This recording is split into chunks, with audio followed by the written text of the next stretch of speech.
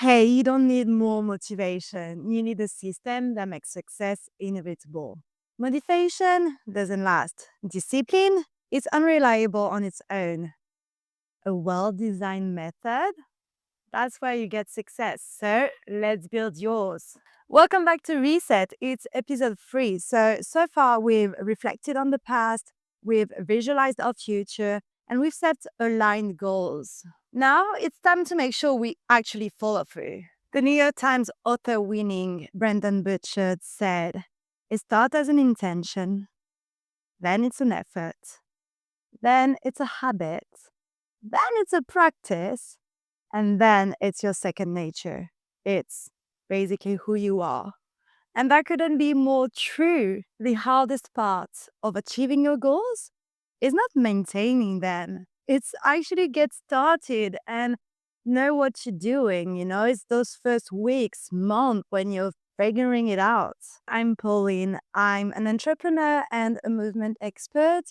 And I left everything behind to pursue my dream life, a life made of travel, movement, freedom, and purpose. But I didn't get there by accident, eh? I spent years studying goal setting, habit formation, and self discipline to really understand what actually works and what's just hype. If you've ever felt stuck, anxious, overwhelmed because it seems it just never works out for you, this episode is for you. Maybe that was your case, but most people they set goals and they start really strong in January or on Monday or first of the month and they're like, okay, this time I'm actually doing it. And then life gets in the way, it doesn't really happen. And because you feel like, oh, I failed that and I didn't do it and I wanted to, but it didn't work. So it's a failure and I'm never going to try again because I'm a failure. Well, that's not really true. It's not much about your goal that was wrong. It's more about how you try to implement it. So forget drastic transformation. That's just not sustainable. Instead, focus on this 1% better. Consistency will beat talent or intensity every single time. If you try to do 1% better every day, the progress you're gonna make in 1 year are insane. And I believe so much in this approach that I literally got it tattooed on my hand. Because now every day when I make decisions or when I train, the first thing I see, is what's in front of me. It's my hands. And I'm like, okay, is what I'm doing right now supporting the life I want? And am I trying to be just slightly better than yesterday? So we're going to build a system for you that's going to make consistency easy and achievable. This year, you're achieving your goals. That's it. In the previous episodes, we've visualized a bit what would be your ideal year, your ideal day in that dream life. And we determined a few goals per different pillars. So you should have by now 5 or 10 goals ready. But there's no concrete actions linked to those goals. And a goal without a plan is just a wish. And I'm sorry, you're not going to get things in life if you just wish for them. Everything worthwhile is going to take effort. It doesn't have to take a massive effort. Sometimes it does, sometimes it doesn't, but it requires you to work a bit for it. So we're going to take our list of goals, we're going to put concrete actions behind all of them, and we're going to prioritize them and put them into a timeline. Don't worry, I'm going to be here every step of the way, showing you exactly how I did it. For each goal, we're going to ask ourselves, what do I need to do before that? Does that require skills? How much time is it going to take? Is there any deadline I need to take into consideration? How much is it going to cost me? Is there any obstacles that I need to face or anyone that could support me in that process? You see what I mean? Okay, let's get started. To show you exactly how efficient this method is, I'm going to break down to you some real life examples. These are my goals from last year that I achieved following exactly that method. And then Your exercise, your effort is going to be to do the exact same for the 5 to 10 goals you listed last time. And to do that, of course, I prepared a little guide for you. So you can download the PDF guide in the description. You will have the whole method written down. You just have to complete it. If we look at the pillars, the first one was the relationship with myself. One of my goals last year was I wanted to start journaling consistently. Okay, that sounds easy, but what do I need to do that? First of all, have something to journal. Is it notes? Is it on my phone? Is it real paper? For me, I felt like I needed something ready to use. I'm going to buy a journal where there's already like questions listed and I just have to fill it in easy. Budget, that was around €30. One of the obstacles might have been I'm skipping a day, I'm losing motivation, or I'm being lazy. What I said was every morning, I am not touching my phone until I wrote down in that book. And that worked. Another way would have been to, set an alarm for it or set reminders. But I tend to snooze my alarm so much. So I'm not really good with that. Second pillar is relationship with others. I have a strong character, but in my everyday life, I realized that I was struggling to maintain boundaries and enforce them into real life situations. How to do that? Well, first of all, it takes some mental work. I wanted to be helped through that process, and I decided to do a therapy with a professional psychologist to be able to observe patterns that don't serve me and determine boundaries that I want to put in place in my relationships. So that was action one. And then when I got the awareness around that, every time I was in a situation where I felt not respected or anxious, I was like, do I really want that in my life? Is being with that person more important than my mental health? Hell no. I actually developed a method that I call the Red Flag Hangman. Let me walk you through this one. Relationships, whether it's friendship, dating, or work, I feel they should be mutually respectful and fulfilling. But sometimes we can easily ignore all the early warning signs. If you're like that, please tell me in the comments because I was exactly like you. That's where the red flag hangman come in. So the hangman, when you're trying to discover a word and if you make too many mistakes, well, you actually killed the guy. We are not killing anyone. But when I start seeing someone, whether it's romantic or friendship or work, I write down every red flag. If something happens where I feel disrespected or anxious or undervalued, I write it down in that list and I don't just brush it off. For example, they giving mixed signals, really involved one day and then the other barely there. Another one could be they're not really good at communication and being open and honest.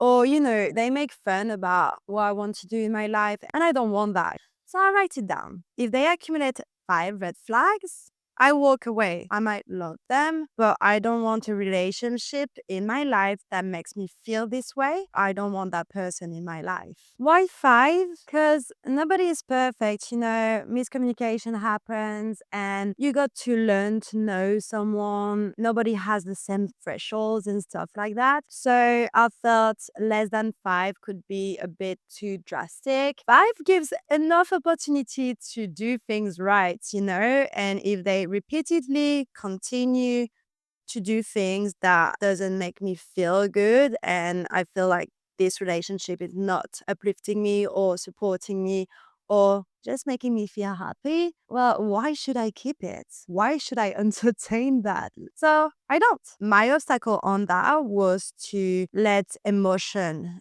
take the rationality out of a situation. And because I write it down every time I'm looking at it, I'm just like, okay, this happens. Well, I don't want this. I don't want this. And I don't want this. That's it. All right. Side note done.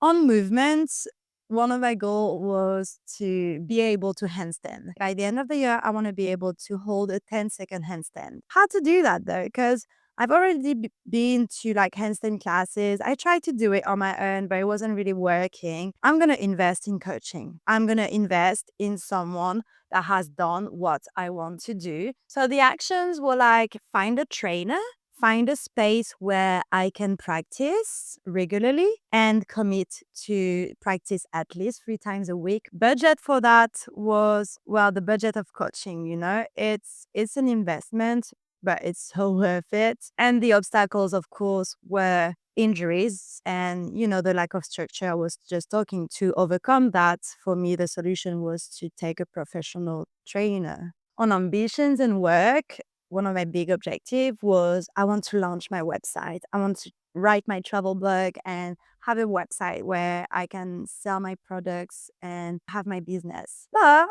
a lot come into launching a website. It's not like, oh, okay, I'm launching my website tomorrow and I have nothing to do. You have to get clear on your brand identity. Okay, what's your name? What's your logo, your colors? You have to buy a domain. Do you have the skills to do the website? I did because I used to work in tech, so I could do it myself. You have to do the architecture of the website and the whole design. Budget on that was I need to buy the domain. The biggest budget was going to be my time, actually. How much time is it going to take me to build it? And the obstacle, of course, do I have the skills or not?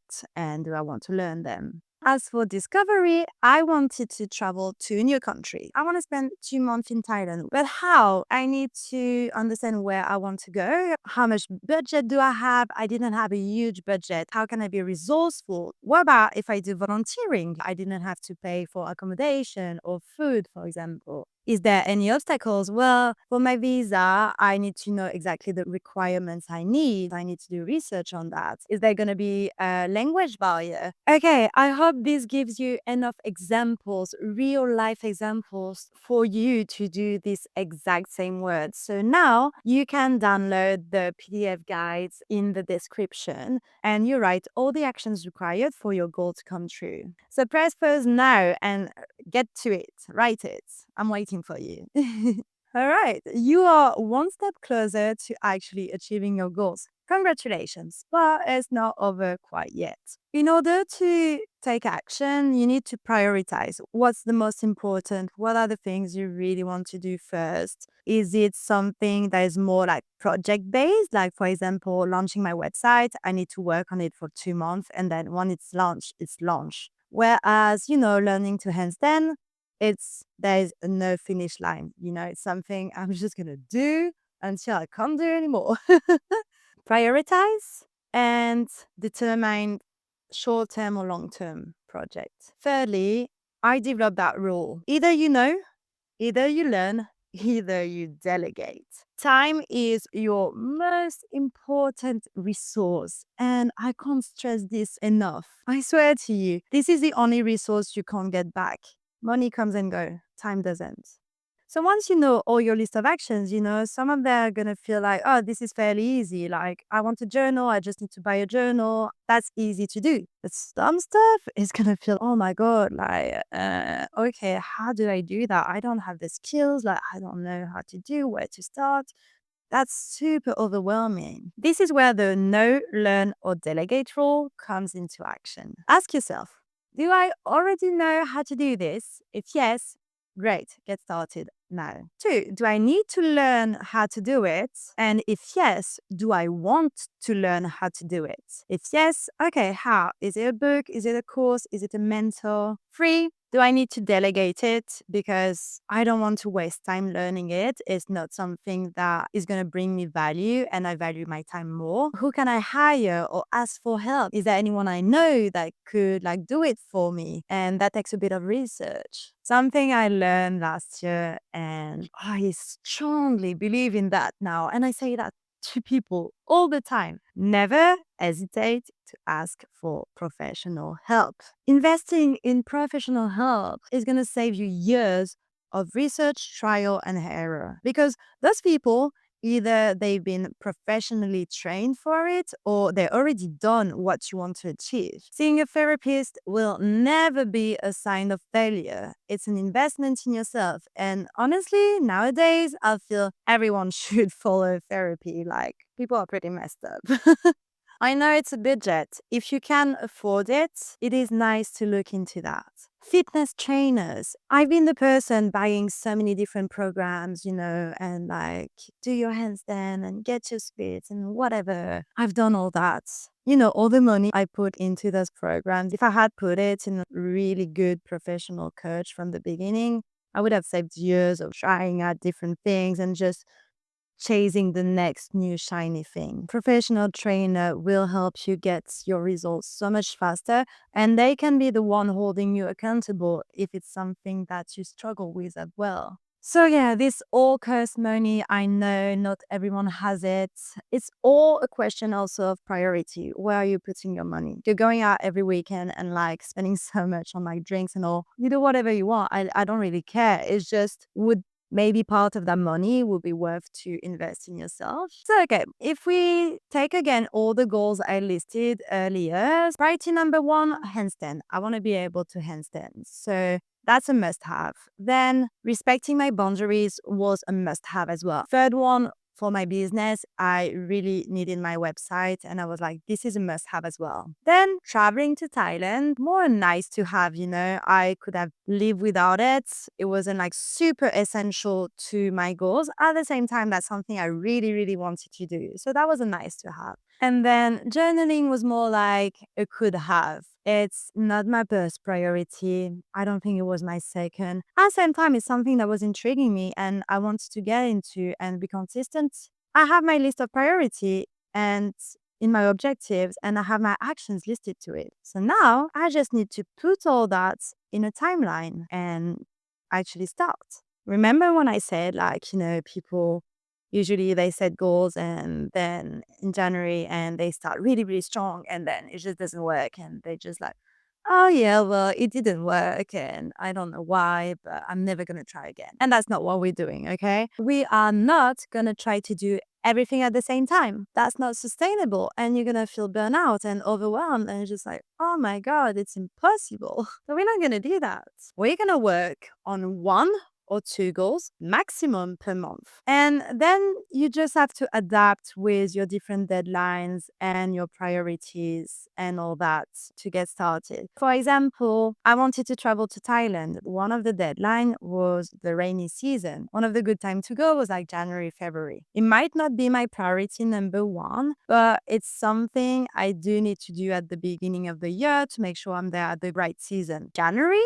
travel to Thailand. And then because that objective, it's pretty much project based and it doesn't require, like massive research and massive work behind, I was able to put another objective into it. Maybe I should start journaling at the same time because it actually goes hand in hand. I want to write down about my experience. That's the only two things I'm going to do in January, aside like my work and aside like all the other stuff going on, of course. I'm talking about implementing new objectives. February, I'm going to go back to Bali where I live and I'm going to be a bit more settled. So this is going to be the perfect time to start coaching on handstands. I already knew someone that I've met that was like, is going to be perfect to work with. Even though learning handstand is like a lifelong goal kind of thing, the actions I had to take was really, I just need to send a message, make sure I have the budget for it and plan training sessions. That's it. So it's not like super heavy in terms of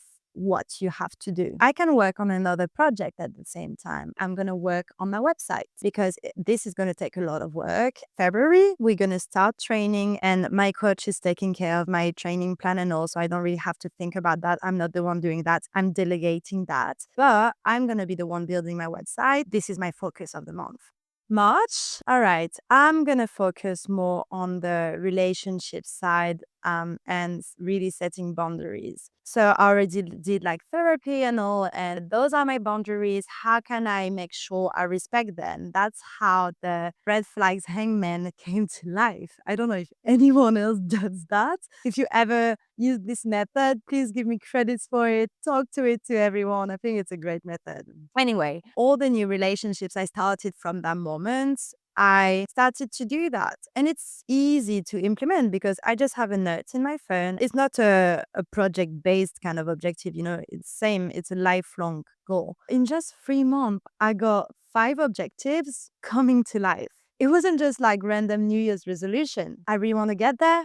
How do I get there? What do I need to do? What is the effort? And let's put a timeline behind it and get to it. Okay, if that all makes sense, now is the time for you to do it for yourself. You've write down your goals, you have your actions, and now you want to put a timeline and prioritization behind it. Of course, use the reset guide I made for you in the description. You can download it and it's all going to be super easy. You just have to write down. And yes, one goal a month seems like, this is not going fast enough for me and I want to do everything, etc. Remember, we are building for the long term. I'm not just, starting a diet. During 2 weeks, I'm going to eat only apples and I'm going to lose that much weight. And then after the 2 weeks, you feel so frustrated. You have literally put your body in danger and then you are